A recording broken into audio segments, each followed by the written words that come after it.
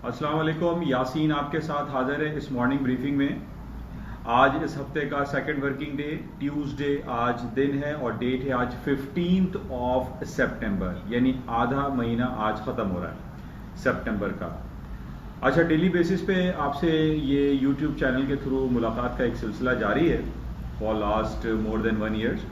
और इसमें कोशिश हमारी यही होती है कि जो भी हालात व वाक़यात पूरी दुनिया में रोनुमा हो रहे होते हैं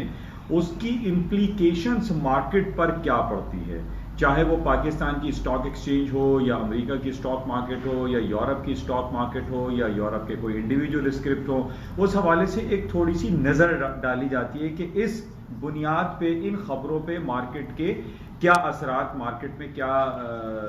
रद्द-बदल जो है वो वक़ू पज़ीर हो सकते हैं। तो उस बेसिस पे आपसे मुलाकात होती है।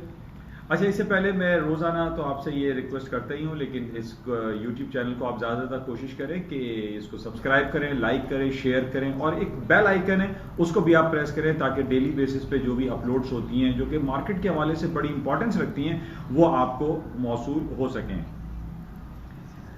तो बहरहाल 2-4 दिनों से बहुत ज़्यादा जो बातें हो रही हैं वो आपके सामने हैं कि जो इसराइल के हवाले से पूरी दुनिया में बहुत ज़्यादा चहमगोइयाँ हो रही हैं कि पिछले महीने मुत्तहिदा अरब इमारात ने इसराइल को फॉर लास्ट 70 ईयर्स से जो उनके हालात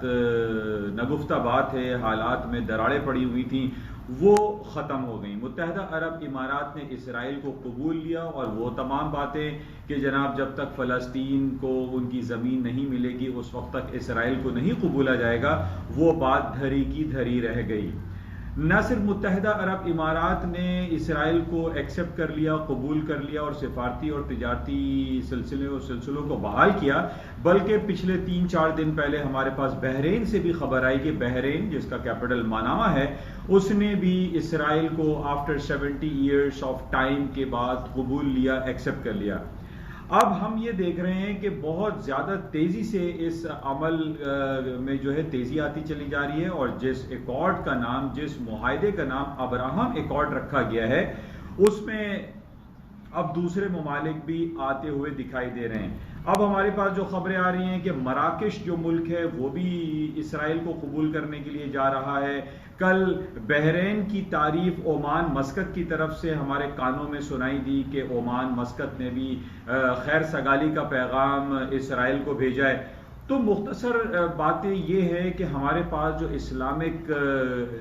OIC organisation of Islamic cooperation मौजूद है, जिसके अंदर 57 कंट्रीज शामिल हैं, और इसके साथ ही अरब लीग में जो 22 कंट्रीज हैं उनकी अहमियत ज़ायल होती हुई हमें दिखाई दे रही है। हम फॉर लास्ट 70 ईयर्स से यही देख रहे थे कि जनाब फ़लस्तीन का मसला हो या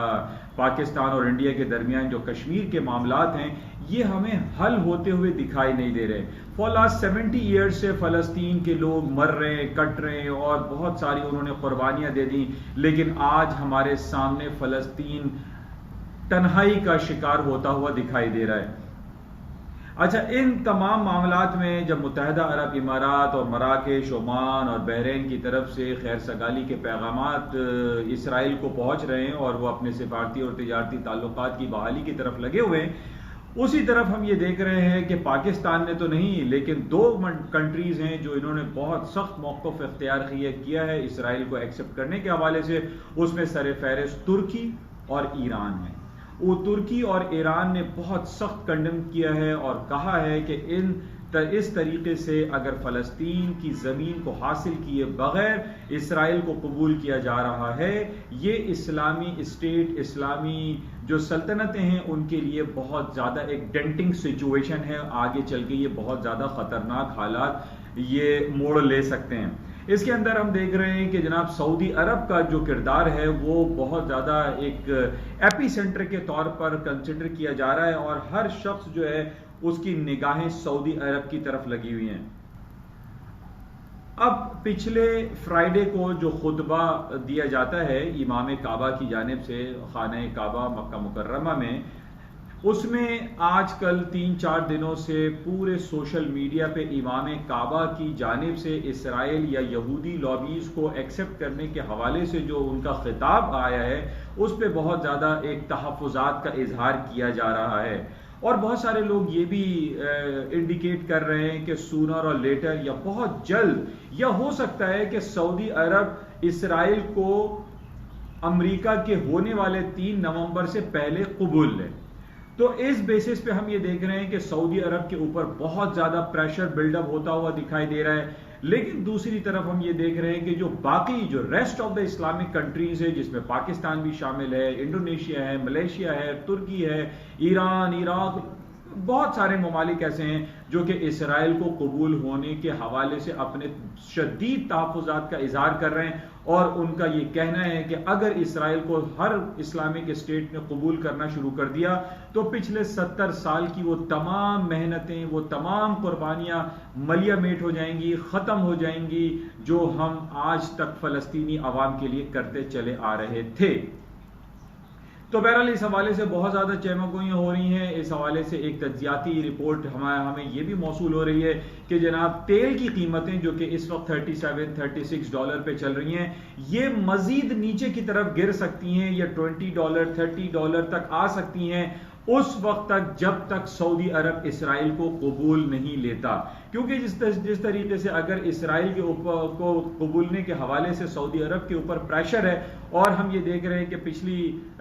جو حج اور عمرے کے حوالے سے جو سلسلہ گزرا، جس میں کووڈ-19 کے بیسس پہ سعودی عرب کے میں آنے والے 25 لاکھ عازمین حج نہ آ سکے، عمرے کی ادائیگی کے لیے لوگ نہیں جا سکے، جس بیسس پہ ہم یہ دیکھ رہے ہیں کہ وہاں کی جو اکنامک سچویشن ہے وہ اس میں تھوڑا سا ڈینٹ ضرور لگا ہے۔ لیکن اب ہم یہ دیکھ رہے ہیں کہ جس طریقے سے آئل کی قیمتیں نیچے آ رہی ہیں، جس میں ہمارے پاس ایک انڈائریکٹ ایفیکٹ آ رہا ہے، اور اس میں یہ کہا جا رہا ہے کہ سعودی عرب کے اوپر پریشر بہت زیادہ ہے، سعودی عرب جب تک اسرائیل کو قبول نہیں کرے گا تیل کی قیمتیں نیچے کی طرف رہیں گی۔ اچھا، دوسری طرف ہم یہ دیکھ رہے ہیں کہ سونے کی قیمتیں، جو کہ میں کافی عرصے سے آپ سے یہ بیان کرتا چلا آ رہا ہوں کہ 1920 is a very important supporting and resistance level as well, کیونکہ جب تک مارکیٹ اس کے نیچے رہتی ہے تو وہ 1920 اس کا ریزسٹنس ہوتا ہے، اور ابھی چونکہ 1970 1976 مارکیٹ چل رہی ہے تو 1920 از اے سپورٹنگ لیول۔ اس کی وجہ ہمارے سامنے ہے، جو کہ ڈیلی بیسس پہ میں آپ سے ذکر کرتا رہتا ہوں کہ جب تک پوری دنیا میں انٹرسٹ ریٹ کے بڑھانے کی آوازیں نہیں آتی، نہ تو اسٹاک مارکیٹ ڈاؤن سائڈ کا شکار ہوں گی، ڈاؤن فال کا شکار ہوں گی، اور نہ ہی سونے کی قیمتیں نیچے کی جانب جائیں گی۔ اور یہی وجہ ہم دیکھ رہے ہیں کہ پوری دنیا میں اس وقت کہیں سے کوئی ایسی انڈیکیشنز ہمارے پاس اویلیبل نہیں ہے جس میں ہم یہ کہیں کہ جناب دنیا میں اب انٹرسٹ ریٹ بڑھانے کا اندیا دیا جا رہا ہے۔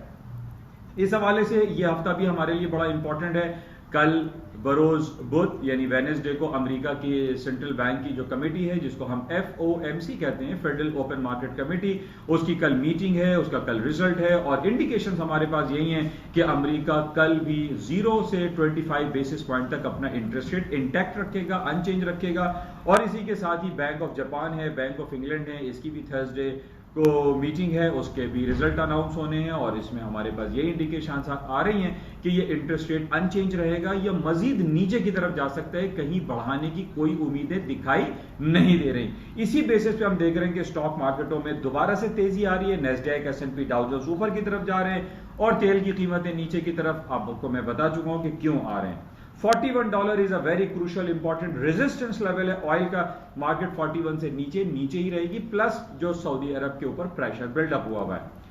اچھا، اس کے ساتھ ہی ہمارے پاس بڑی خوشائن بات افغانستان کے حوالے سے، ہمارا پڑوسی ملک ہے، اور ہم یہ چاہتے ہیں کہ اس پورے ریجن میں امن اور شانتی رہے، بلکہ نہ صرف اس ریجن میں، ہم تو یہ چاہتے ہیں کہ پوری دنیا امن اور شانتی کا گہوارہ بن جائے۔ اور اسی حوالے سے جو اسرائیل کو قبولنے کے حوالے سے جو باتیں ہو رہی ہیں، اس میں کافی حد تک پاکستان کے جو موقف ہے اس کا ابھی تک ہمارے پاس سامنے کلیئر انڈیکیشن نہیں آئی کہ پاکستان کیا کرنا چاہتا ہے، کیا پاکستان اسرائیل کو قبولے گا یا نہیں قبولے گا۔ تو بہرحال یہ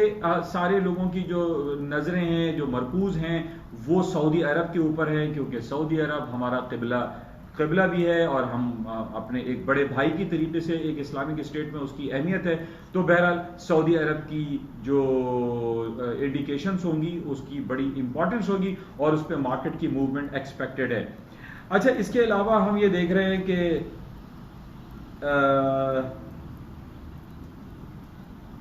بریگزٹ کے حوالے سے بات کر رہے ہیں جو برطانیہ اور یورپین یونین کے حوالے سے بہت زیادہ چپکلش چل رہی ہے. کل ہم نے دیکھا کہ کچھ حالات بہتر کی طرف گئے, برطانوی کرنسیز اوپر کی طرف گئیں اور یورو بھی اپ سائڈ پر گیا. پچھلے 3-4 دنوں سے بلکہ ایک ہفتے سے ہمارے پاس بڑی شدید قسم کی یہ خبریں آ رہی ہیں کہ یورپین یونین اور برطانیہ میں بہت زیادہ اختلافات پائے جا رہے ہیں اور 31 دسمبر 31 دسمبر 2020 کے بعد برطانیہ میں فوڈ کرائسس آ سکتا ہے, کیونکہ یورپین یونین کے تمام ممالک اس سے قطع تعلق ہو جائیں گے اور وہ تمام ایکسپورٹ جو کہ پیریشیبل آئٹم ہیں, کھانے پینے کی ہیں, کنزیومر آئٹم ہیں, وہ یورپین یونین برطانیہ کو نہیں دے گا, نہیں ایکسپورٹ کرے گا, کیونکہ برطانیہ جو وڈرال ایگریمنٹ ہے, ٹریڈ وڈرال ایگریمنٹ کے حوالے سے اس کی وائلیشن کی طرف جا رہا ہے. اس بیسس پہ ہم یہ دیکھ رہے ہیں کہ یورپین یونین کافی نالاں دکھائی دیتا ہے برطانیہ سے. تو بہرحال یہ کچھ مختصر سی باتیں تھیں جو کہ آپ کے ساتھ شیئر کی گئیں. آج اوور آل مارکیٹوں میں تیزی دکھائی دے رہی ہے, ایون پاکستان اسٹاک بھی نارمل ہے, اور